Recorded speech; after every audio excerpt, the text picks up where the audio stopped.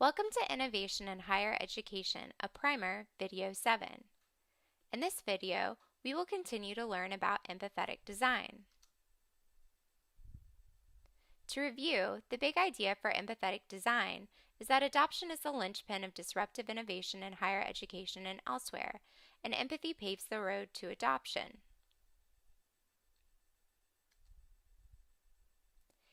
At the end of this video, you will be able to explain human-centered design, and you will be able to apply design thinking to the beginning stages of a problem.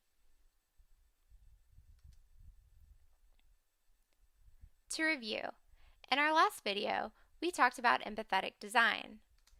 In my coffee fiasco scenario, I ended up spilling coffee all over myself because the designer of my coffee tumbler didn't consider the dimensions of a typical human mouth. If they had put themselves in the position of the typical adult coffee drinker, they would have realized the faulty design of the tumbler. What do we call this? Human-centered design. Human-centered design means solving problems from the perspective of the potential consumer of your solution.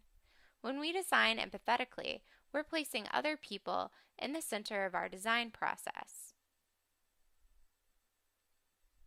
So, how do we get started on a project that we are designing empathetically?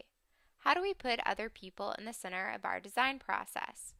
Begin by asking yourself, what problem do I see? This will be the beginning of your design process.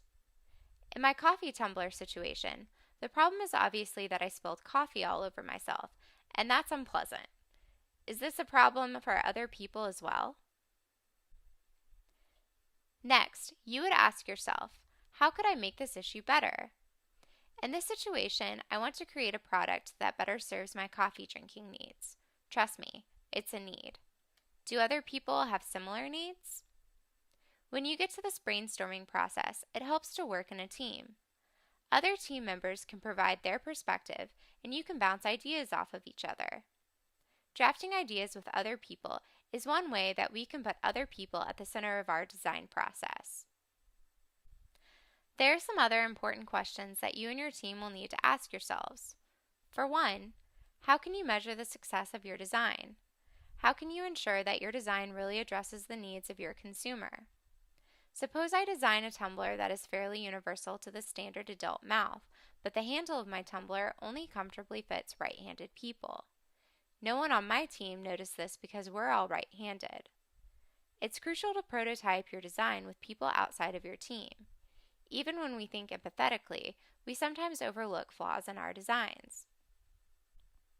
To review, when we want to begin solving a problem through an empathetic design process, first imagine yourself in your consumer's position. Next, form a team so that you can bounce ideas off of other people. Finally, make sure that you prototype your design.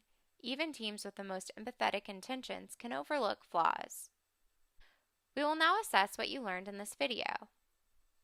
Why is it important to form a team?